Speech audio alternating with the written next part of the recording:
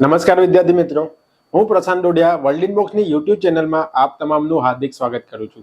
આપણે 15 તારીખે 15 ઓક્ટોબરના દિવસે ડીવાયએસઓની પ્રિલિમ્સ એક્ઝામ આવવા જઈ રહી છે અને પ્રિલિમ એક્ઝામમાં કઈ રીતે પરફોર્મન્સ કરવું અને કઈ રીતે એમાં પાસ થવું એના માટે નાનકડો વિડીયો આપણે બનાવીએ છીએ. એકચ્યુઅલી આ હું મારો પોતાનો એક્સપિરિયન્સ શેર કરું છું. ઘણી બધી પ્રિલિમ મેં આપી છે અને પાસ કરી છે, અને મારા મિત્રોએ પણ ઘણી બધી પ્રિલિમ આપી છે અને પાસ કરી છે. ઘણા બધા વિદ્યાર્થીઓ એવા હોય છે કે જેમને બીજે દિવસે પ્રિલિમ હોય છે ને આવતા જે આગળનો દિવસ છે એમને ટેન્શન નથી હોતું, અને તમે ઘણા બધાને ઓળખતા હશો કે જે આરામથી પ્રિલિમ પાસ કરી દે છે, જેને વધારે વાંચવાની જરૂર નથી. તો શું કામ એ આરામથી પ્રિલિમ પાસ કરી દે? શું કામ એમને વાંચવાની જરૂર નથી? વાંચવાની જરૂર છે, પણ ત્યાં પરફોર્મન્સ કેવી રીતે કરે છે? સો એ બધી બાબત આપણે 15-20 મિનિટના વિડીયોમાં શીખવાની છે, બરાબર? સો આપણે જે ટાઇટલ હતું ડીવાયએસઓ પાસ કરવા માટેની 4P મેથડ, તો શરૂઆતમાં આપણે જોઈએ કે 4P મેથડ શું છે, બરાબર? તો દરેક એક્ઝામ, આ ફક્ત ડીવાયએસઓ નહીં, દરેક કોમ્પિટિટિવ એક્ઝામ માટે તમે 4P મેથડને ફોલો કરી શકો છો, જે હું પોતે પણ ફોલો કરું છું. 4P મેથડમાં ફર્સ્ટ પી શું આવશે? ફર્સ્ટ પી છે પ્રિપેરેશન. ફર્સ્ટ પી પ્રિપેરેશન, કે તમને સબ્જેક્ટનું બેઝિક નોલેજ તેમજ સબ્જેક્ટ સરખી રીતે પ્રિપેર થયેલો હોવો જોઈએ, બરાબર?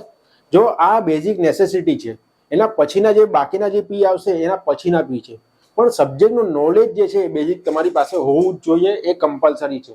સેકન્ડ વસ્તુ શું છે? પ્રેક્ટિસ. સેકન્ડ પી શું છે? પ્રેક્ટિસ. કે તમારે ખાલી નોલેજથી કામ ચાલશે ના, તમારે મોક ટેસ્ટ આપવી પડશે, તમારે પ્રેક્ટિસ કરવી પડશે, તમારે એમસીક્યુ કેવી રીતે સોલ્વ કરો છો, કયા ટાઈમમાં સોલ્વ કરો છો, એ બધી વસ્તુ તમને આઈડિયા હોવી જોઈએ. તો સેકન્ડ પી છે પ્રેક્ટિસ. સો પ્રિપેરેશન ઘણા બધા વિદ્યાર્થીએ ઓલરેડી કરી દીધી છે, કારણ કે 15 તારીખે એક્ઝામ આવે છે, તો હવે કોઈ પ્રિપેરેશનનો સમય બચતો નથી, બરાબર? એની સાથે સાથે પ્રેક્ટિસ પણ ઘણા બધા વિદ્યાર્થીઓ કરી દીધી છે. ઘણા બધા મોક ટેસ્ટ તમે આપ્યા હશે, જે પીવાયક્યુ હોય છે પીવાયક્યુ તમે જોયા હશે. સો તમે પ્રિપેરેશન અને પ્રેક્ટિસ તમે ઓલરેડી કરી ચૂક્યા છે. આજે જે આપણે આ વિડીયોમાં વાત કરીશું એ જે એન્ડના પી છે, એન્ડના બે પી છે. થર્ડ પી છે તમારું પ્લાનિંગ. શું છે? પ્લાનિંગ. અને ફોર્થ પી છે પરફોર્મન્સ. તમે ગમે એટલા પ્રયાસો કર્યા, ગમે એટલે તમે એમસીક્યુ સોલ્વ કર્યા, પ્રિપેરેશન કરી, રાતો જાગી, પણ જે 2 કલાકનો સમયગાળો છે જ્યારે એક્ઝામમાં તમે બેસો છો ત્યારે જો તમે પરફોર્મન્સ નથી કરી શકતા તો એ કંઈ પણ કામનું છે નહીં. ને એ પરફોર્મન્સ કરવા માટે તમારી પાસે એક ચોક્કસ પ્લાનિંગ તૈયાર હોવું જોઈએ. ઘરથી તમારી પાસે આખું એવું 2 કલાકમાં હું શું કરીશ, કેવી રીતે કરીશ, એનું પ્લાનિંગ તમારી પાસે હોવું જોઈએ. અને એ પ્લાનિંગ કેવી રીતે બનશે અને એ પરફોર્મન્સ આપણે કેવી રીતે સારું કરીશું એને શીખવા માટે આજના વિડીયોમાં આપણે મળ્યા છે, બરાબર? ચલો, તો આ તમને 4P મેથડ ખબર પડી ગઈ: પ્રિપેરેશન, પ્રેક્ટિસ, પ્લાનિંગ અને પરફોર્મન્સ. આજે આપણે પ્લાનિંગ અને પરફોર્મન્સની વાતો કરીશું.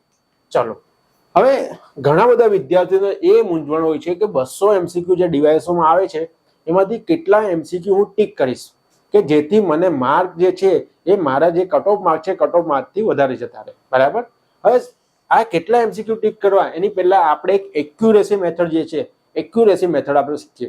હવે એક્યુરેસી મેથડ એટલે શું કહેવા માંગે છે કે 100 એમસીક્યુ હું ટીક કરું છું તો 100 માંથી મારા 60 એમસીક્યુ કદાચ સાચા પડે છે તો એને કહેવાય 60% એક્યુરેસી મારી છે. એટલે કે જ્યારે પણ તમે 10 એમસીક્યુ ટીક કરશો તો તમારા 6 એમસીક્યુ સાચા પડશે, 4 એમસીક્યુ ખોટા પડશે. સો ડેટ ઇઝ યોર એક્યુરેસી. આટલી મારી પર્ટિક્યુલર જે તમે એક્ઝામ આપો છો એની એક્યુરેસી આટલી છે. હવે એક્યુરેસી ઓલવેઝ કેટલી હોય છે?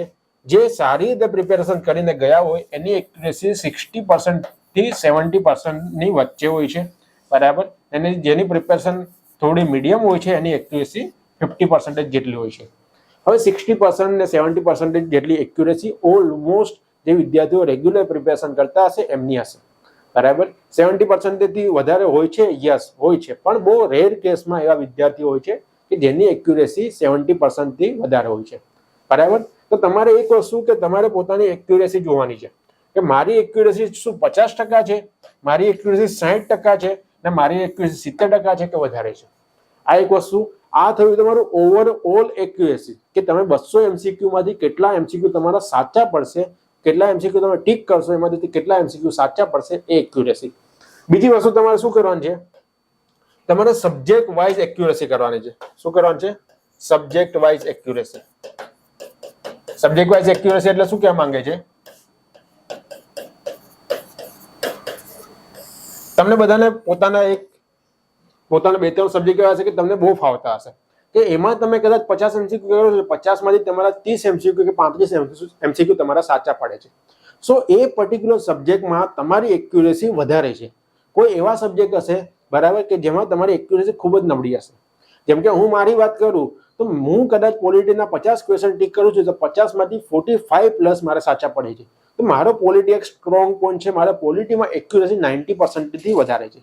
પણ એની સામે હું કલ્ચરની વાત કરું તો કલ્ચરમાં મારા 50 માંથી 10 થી 15 જ સાચા પડે છે. મિનિંગ શું કે કલ્ચરમાં મારી એક્યુરેસી 30% 35% જેટલી જ છે. તો હું શું કરીશ કે દરેક સબ્જેક્ટ વાઇઝ મારી એક્યુરેસી માપીશ. ને આ જે આખી પ્રોસેસ જે છે એ 1 થી 2 કલાકની પ્રોસેસ છે કે મને કયા સબ્જેક્ટમાં વધારે ગમે છે, મારા કયા સબ્જેક્ટની એક્યુરેસી વધારે છે. બરાબર. તો એ રીતે કોઈ પણ 4 સબ્જેક્ટ તમારે આઈડેન્ટિફાઈ કરવાના છે. કોઈ પણ 4 સબ્જેક્ટ આઈડેન્ટિફાઈ કરવાના છે કે જેમાં એક્યુરેસી તમારી 70% થી 90% સુધીની એક્યુરેસી હશે. અને બીજા 4 સબ્જેક્ટ એવા ફાઇન્ડ કરવાના છે કે જેમાં તમારી એક્યુરેસી તમારી 40% થી 60% જેટલી હશે. બરાબર. હવે આ 4 સબ્જેક્ટ તમે જે ફાઇન્ડ કર્યા કે જેમાં તમારી એક્યુરેસી વધારે છે એમાં તમારે કેટલા માર્ક આવશે? તો 25 માર્કમાંથી 17-18 માર્ક આવશે. 25 માર્કના જે હોય છે એમાંથી 17-18 માર્ક તમે આરામથી લઈ આવી શકશો, કારણ કે તમારી એક્યુરેસી એમાં સૌથી વધારે છે. 17-18 માર્ક તમારા એક સબ્જેક્ટમાં આવશે એટલે 4 સબ્જેક્ટમાં કેટલા આવશે? 17 દુ 34, 18 દુ 36, તમારા 70 માર્ક જેટલા 4 સબ્જેક્ટમાં આવી જશે.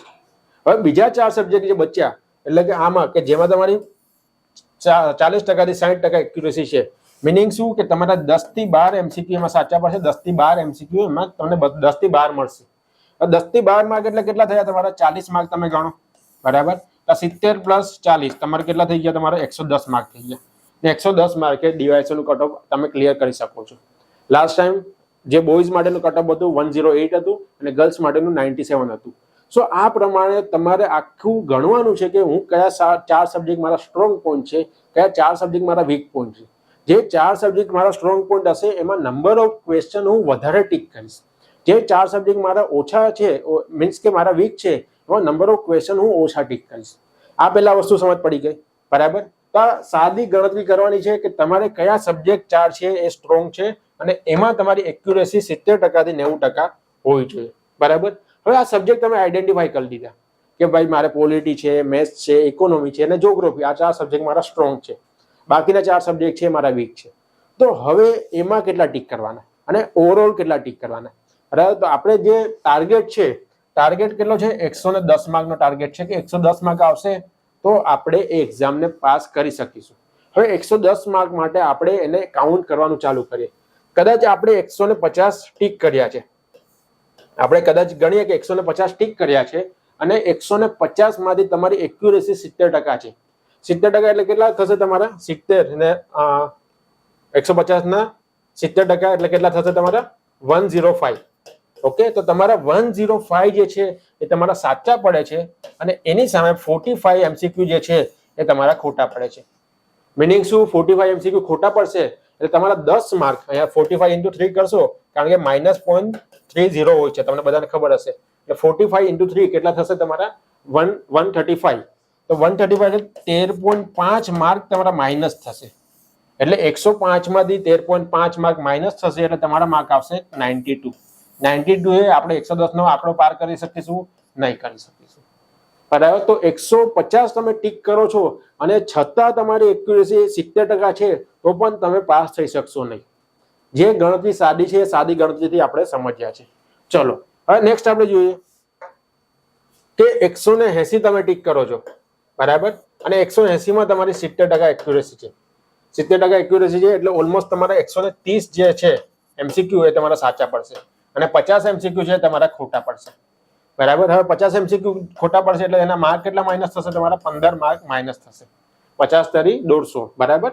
15 માર્ક માઇનસ થશે. અહીંયા 130 માર્ક તમારા પ્લસ થશે. 130 માંથી 15 માઇનસ કરીશું, 115 માર્ક. તો યસ, 115 માર્ક મારા 110 માર્ક કરતા વધારે જાય છે. મિનિંગ શું કે હું 180 ટીક કરીશ અને એક્યુરેસી મારી 70% હશે તો મારા 110 થી વધારે માર્ક આવશે. આ એક્યુરેસી કદાચ મારી 60% છે તો તમારે અહીંયા વધારે ટીક કરવા પડશે. મારી એક્યુરેસી કદાચ 60% છે, 60% એક્યુરેસી ગણીએ આપણે તો તમે 200 કદાચ ટીક કરવા પડે કે 200 માંથી મારા કેટલા સાચા પડશે? 120 સાચા પડશે ને એમાંથી 80 ખોટા પડશે. બરાબર. તો આ રીતે તમે જશો, આમાં પણ તમારા 100 માર્ક જ આવશે. તો તમારે એક્યુરેસી છે તો એક્યુરેસી તમારે વધારવી પડશે. ખબર પડે છે બધાને શું કહેવા માંગુ છું? બરાબર, કે જ્યારે પણ તમારે એક્યુરેસી તમારી જે પણ માપો છો એ પ્રમાણે તમારે નંબર ઓફ ક્વેશ્ચન ટીક કરવાના છે. તમે 150 MCQ, 120 MCQ, 130 MCQ ટીક કરીને એક્ઝામ કોઈ દિવસ પાસ નહીં કરી શકો. બહુ રેર કેસમાં એવા સ્ટુડન્ટ હશે કે જેની એક્યુરેસી, ઓવરઓલ એક્યુરેસી જે છે એ 90% થી વધારે હશે. તો કેટલા ટીક કરવાના છે એ તમને બધાને આઈડિયા આવી ગયો કે જેટલા પણ નંબર ઓફ ક્વેશ્ચન તમે વધારે ટીક કરશો એટલો તમને ફાયદો વધારે થશે. સાદી ગણતરી છે, બરાબર. આ ગણતરી યુપીએસસી ની એક્ઝામ માટે લાગુ નથી પડતી, પણ જીપીએસસી ની એક્ઝામ ક્લાસ 1 2 માટે પ્લસ ડીવાયએસઓ ની એક્ઝામ માટે લાગુ પડે છે.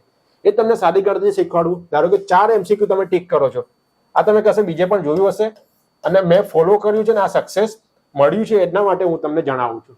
4 MCQ તમે ટીક કરો છો, આપણે જોઈએ કે 4 MCQ તમે ટીક કરો, એમાંથી 4 એ 4 સાચા પડે ને એક પણ ખોટો ના પડે તો તમને કેટલા માર્ક મળશે? તમને માર્ક્સ મળશે 4 માર્ક મળશે. બીજું તમે કહો કે 4 MCQ ટીક કરો, 3 સાચા પડે છે, 1 ખોટો પડે છે, તમને માર્ક કેટલા મળશે? 2.7 માર્ક મળશે. ત્રીજી વસ્તુ, 4 તમે ટીક કરો છો, એમાં કદાચ 2 સાચા પડે, 2 ખોટા પડે તો તમને કેટલા માર્ક મળશે? 1.6 માર્ક મળશે. તમે 4 ટીક કરો છો, 1 સાચો પડે છે, 3 ખોટા પડે છે તો પણ તમને કેટલો માર્ક મળશે? 0.1 માર્ક મળે છે, બરાબર. અને લાસ્ટ તમે 4 MCQ ટીક કરો છો, મારી સાચો એક પણ નથી પડતો, 4 ખોટા પડે છે તો -1.2 થશે. હવે આ જેટલી પણ સંભાવના છે એમાં એક જ કેસ એવો આવ્યો કે જેમાં આપણે નેગેટિવમાં જશું. બાકી બધા કેસ જે છે એમાં આપણે પોઝિટિવમાં જ છે. એટલે કે નંબર ઓફ ક્વેશ્ચન તમે જેટલા વધારે ટીક કરશો એમાં પોસિબિલિટી છે કે તમારા માર્ક્સ વધારે આવશે. પણ એવું નહીં, એના પહેલા તમે જે આગળના 2 P હતા એને તમારે ફૂલફિલ કરવા પડશે. એવું નહીં કે પ્રિપેરેશન વગર ગયા અને 200 ટીક કરી દીધે એટલે પાસ થઈ જશું. પ્રિપેરેશન હશે, તમારી પ્રેક્ટિસ હશે ને પ્લાનિંગમાં તમારે કેટલા ટીક કરવા છે જે પ્રમાણે આપણે ગણતરી કરી એ પ્રમાણે તમારે ઘરેથી નક્કી કરીને જવું પડશે. જો તમને 150 ક્વેશ્ચન આવડે છે છતાં પણ તમારે 10-20 ક્વેશ્ચન વધારે કરવા પડશે જો તમે એ પ્રમાણેનું પ્લાનિંગ કરીને ગયા છો તો, બરાબર. આ વસ્તુ તમને બધાને સમજ પડી? અહીંયા આ કેસમાં જોશો તો એક જ કેસમાં માઇનસ થાય છે. આ કેસ યુપીએસસી લાગુ નહીં પડે, આ કેસ યુપીએસસી લાગુ પડશે તો બધામાં તમારે માઇનસ જ થશે, કારણ કે એમાં ક્વેશ્ચનનું ટફનેસ વધારે હોય છે. આ તમને આઈડિયા આવી? હું તમને શું કહેવા માંગુ છું કે નંબર ઓફ ક્વેશ્ચન તમે જેટલા વધારશો એટલા તમારા માર્ક્સ વધવાની સંભાવના વધારે છે, બરાબર. ચલો, નેક્સ્ટ છે તમારું કે કયા વિષયને વધારે ભારણ આપવું. કયા વિષયને વધારે ભારણ આપવું એટલે શું કહેવા માંગે છે કે નોર્મલી સ્ટુડન્ટ શું કરતા હોય છે કે જ્યારે નંબર ક્વેશ્ચન, પહેલો નંબરનો ક્વેશ્ચન આવે છે, ધારો કે પેપરમાં 200 ક્વેશ્ચન છે તો પહેલો, બીજો, ત્રીજો, ચોથો, પાંચમો એવી રીતે ક્વેશ્ચન આવે તો સ્ટાર્ટિંગમાં વિદ્યાર્થી શું કરે? 1 નંબરથી સ્ટાર્ટ કરે. હવે 1 નંબરથી સ્ટાર્ટ કરવાની જરૂર નથી. તમારે ક્રમ ઘરેથી બનાવીને જવાનો છે કે પહેલા હું પોલિટી સબ્જેક્ટ કરીશ, એના પછી હું મેથ્સ કરીશ, એના પછી હું જ્યોગ્રાફી કરીશ, એના પછી હું કરંટ અફેર કરીશ. એ ક્રમ જે છે એ ક્રમ તમારે ઘરેથી બનાવીને જવાનો છે. જે તમારો સ્ટ્રોંગ સબ્જેક્ટ જે છે, આપણે 4 સબ્જેક્ટને જે આઈડેન્ટિફાઈ કરીશું કે જેમાં આપણે વધારે માર્ક લાવીશું એને તમારે પહેલા એડ્રેસ કરવાના છે. જે બીજા 4 સબ્જેક્ટ જે વીક છે એને તમારે છેલ્લે એડ્રેસ કરવાના છે, બરાબર. તો 1 નંબરથી નથી જવાનું. તમે 1 નંબરથી જશો તો શું થશે કે કદાચ તમારું કલ્ચર વીક છે, માની લો કે તમારું કલ્ચર વીક છે અને 1 થી 25 ક્વેશ્ચન તમારા કલ્ચરના આવ્યા, એને લીધે તમારું મોરલ ડાઉન થઈ જશે.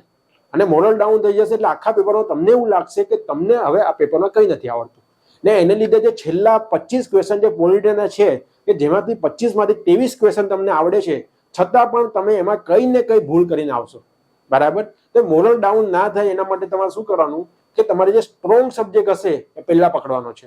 જેમ કે તમે કહો કે 176 નંબરનો ક્વેશ્ચન થી 200 ક્વેશ્ચન છે એ પોલિટીના ક્વેશ્ચન છે, તો પોલિટીના ક્વેશ્ચન પહેલા પતાવી દો તમારો જો પહેલો નંબર હોય તો, બરાબર. 125 થી 150 ક્વેશ્ચન છે એ મેથ્સ છે, તો મેથ્સમાં તમે સેકન્ડ નંબર આપ્યો છે તો મેથ્સને સેકન્ડ આપો. તમે પહેલા આ સવાલ સોલ્વ કરો.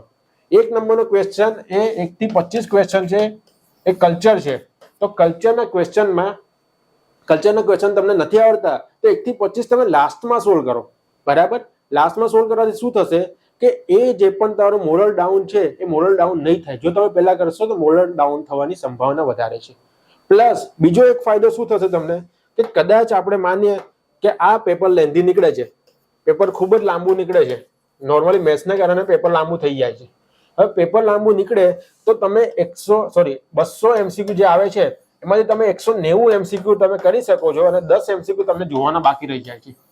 તો આ મેથડ તમે જશો તો 10 MCQ તમારે કયા જોવાના બાકી રહેશે કે જે સબ્જેક્ટ તમને નથી આવડતો, તમને જે કલ્ચરમાં તમે વીક છો એ 10 MCQ તમારે જોવાના બાકી રહી જશે. એ જો તમે કરો છો, જો તમે કરશો તો 10 માંથી તમારે ખાલી 2 સાચા પડશે.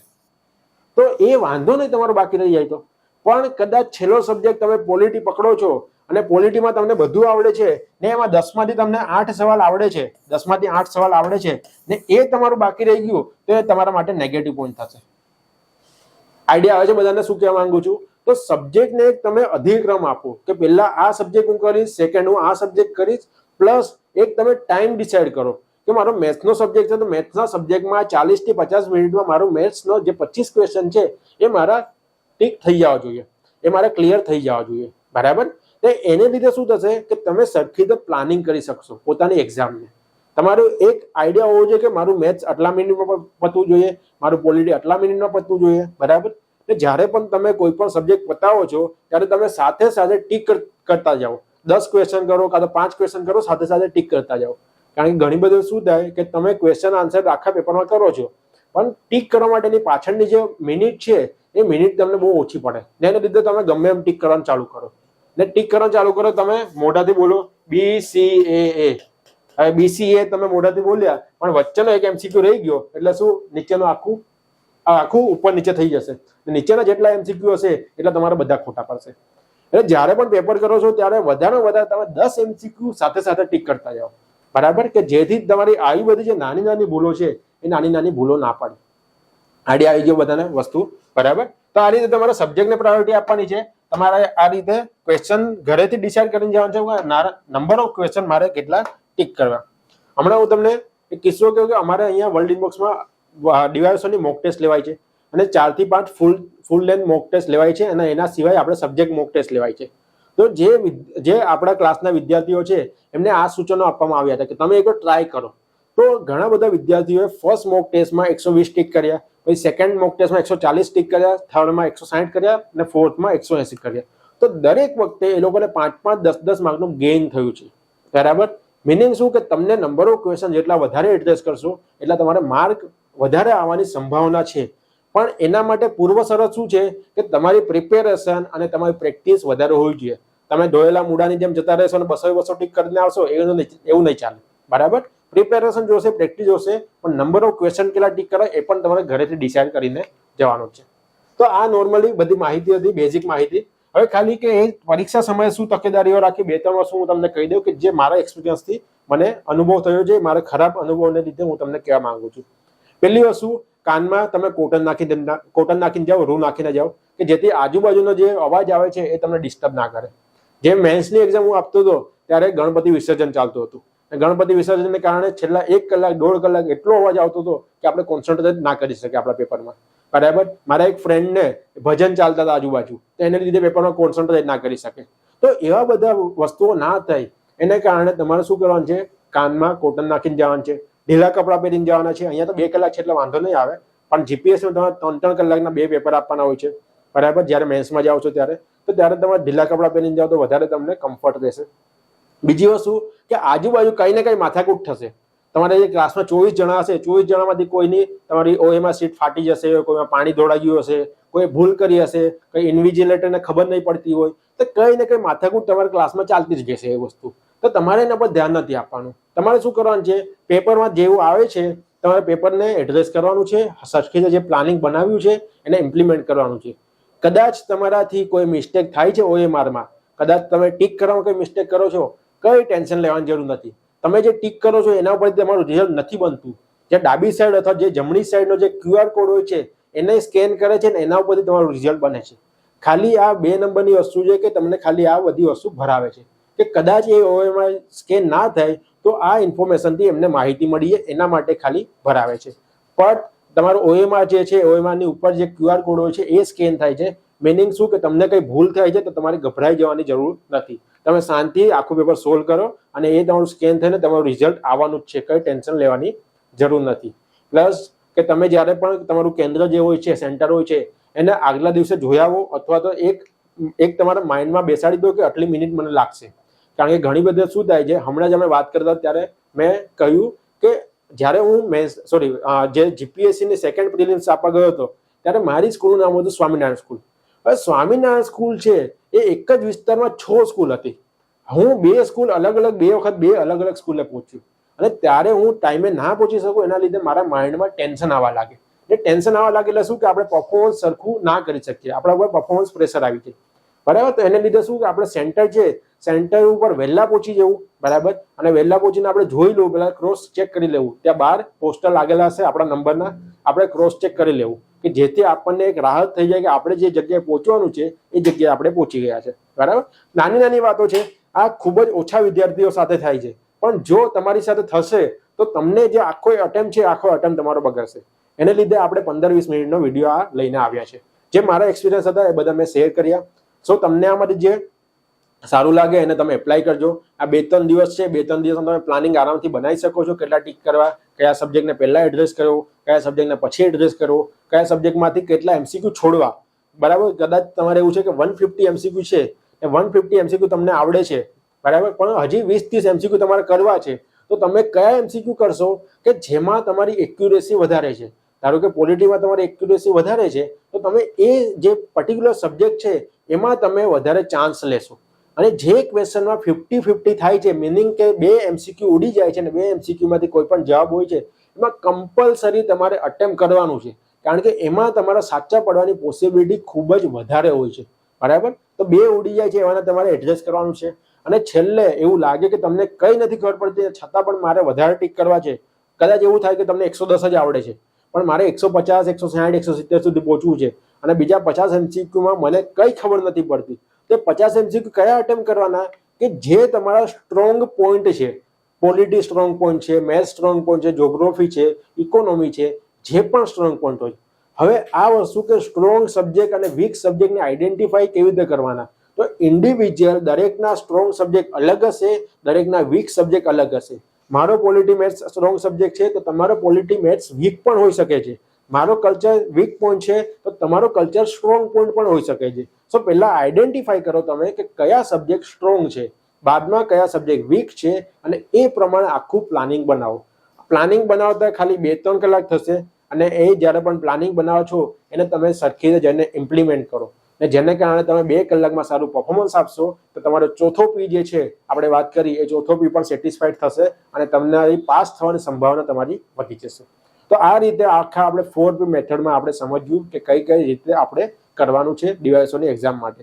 આ ડીવાયએસઓની એક્ઝામની સાથે સાથે જે જીપીએસસીની 3 ડિસેમ્બર પરીક્ષા આવે છે એના માટે પણ લાગુ પડે છે. ડીવાયએસઓની જ્યારે એક્ઝામ પતે ત્યારે આ જે આખું તમે જે પાછી પ્રક્રિયા કરો છો એ પાછી સરખી રીતે પ્રક્રિયા પાછી કરો અને પોતાની જાતને આઈડેન્ટિફાઈ કરો કયા સબ્જેક્ટમાં કેવી રીતે હું જઈશ એક્ઝામમાં. બરાબર, ચલો. તો આ આખું જે માળખું સમજાયું એ મારા પોતાના એક્સપિરિયન્સથી, મારા પોતાના અનુભવથી મેં તમને ડિટેલ બધી આપી છે. તો તમને બધા સમજ પડી હશે, તમે બધા આ રીતે પ્લાનિંગ બનાવશો અને એ રીતે તમે એક્ઝામમાં જશો અને પાસ થશો. ડીવાયએસઓની એક્ઝામ માટે તમામ વિદ્યાર્થીને ખૂબ ખૂબ શુભકામના વર્લ્ડ ઇનબોક્સના પરિવાર તરફથી. ધન્યવાદ. જય હિન્દ, જય ભારત.